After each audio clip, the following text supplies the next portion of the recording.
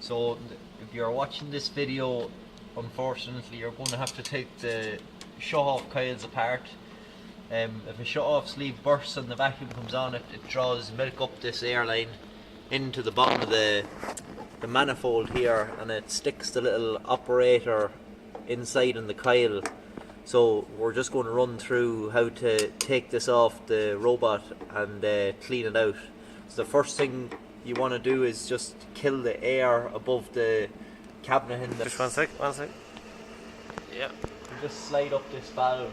That's going to kill all the air in there. So after that then, it's just a matter of loosening these two bolts here on the top.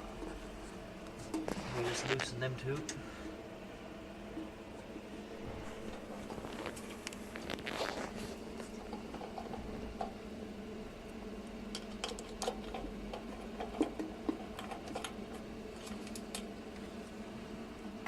So your air pipe goes in on the top. It's just like a little hydraulic fitting, and your vacuum pipe goes in on the bottom, which I always take off the arm side so you can't get them mixed up. So there's your block. The next thing to do is just take off your 4 coils.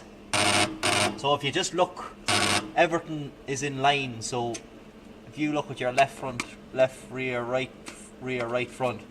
So just go 1, 2, 3, 4, 1, 2, 3, 4. Same with the air pipes. You can't really mix them up, but just check them to see that they're right before you do any dismantling. So just take your plugs off. Right.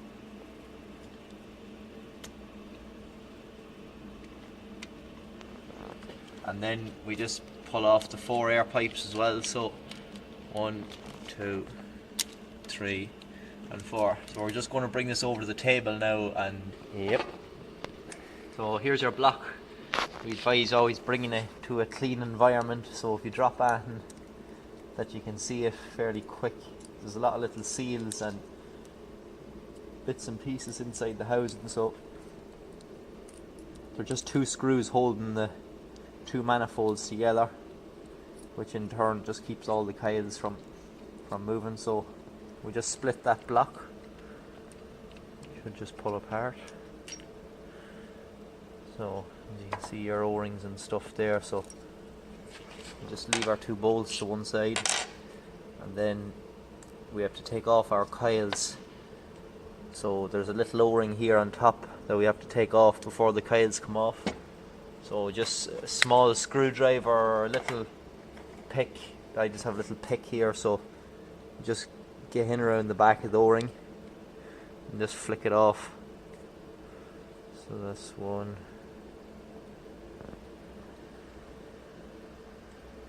2. Here's a brown one, that's just for the top of the coil. 3 and 4. If these seals crack or damage while you're doing that, don't worry about it. It's not crucial, and we can get ones sent out. So your coils will just come off one by one now.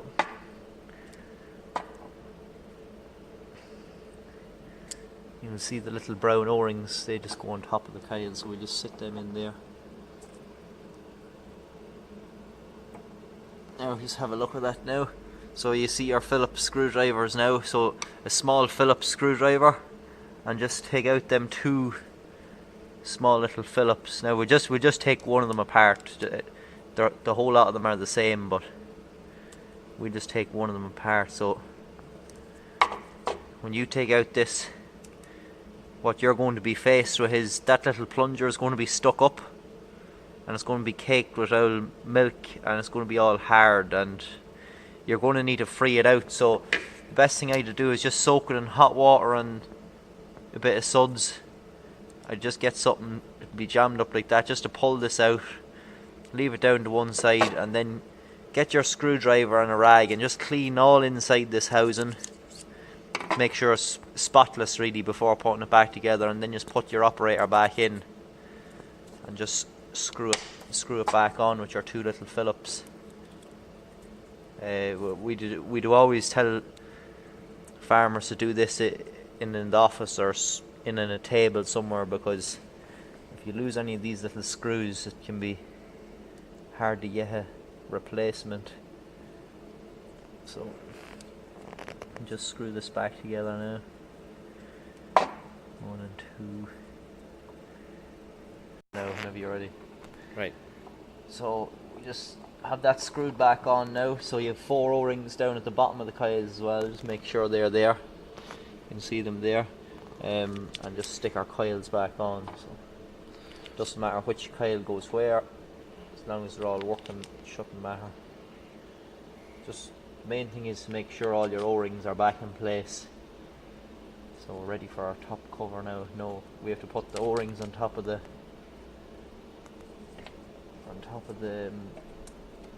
coils here. So your 4 small O-rings. As I said, if them O-rings crack or do a break when you're taking them off, I wouldn't be. Yep. So we're ready for our top cover now. And just stick the top cover on.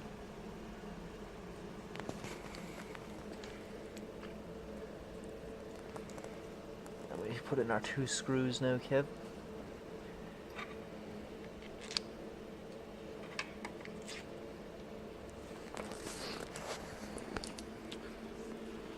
Don't over tighten these because there's only plastic threads they're going into, so if we just nip them up, they can always be tightened an extra bit if there's an air leak, but there's no need to go mad. So we'll put our coils back on first, so we start from left to right.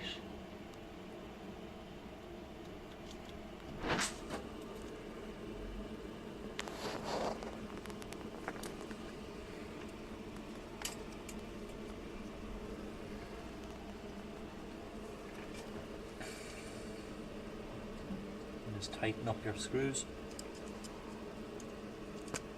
So I'll just put the air and the vacuum back on now, or I'll put these air pipes back on. Right, yeah. Yep. So just put your 4 air pipes back in now as well. 1,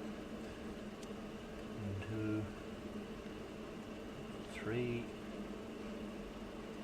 4, and then followed by your vacuum, which goes on the bottom, and your air, which goes on the top.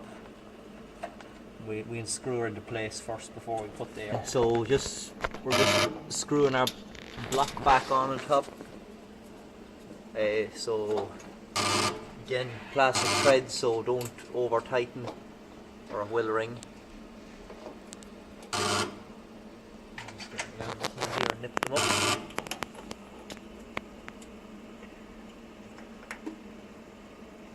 There's plenty of tightness in them. Got our air, and then switch your air back on above.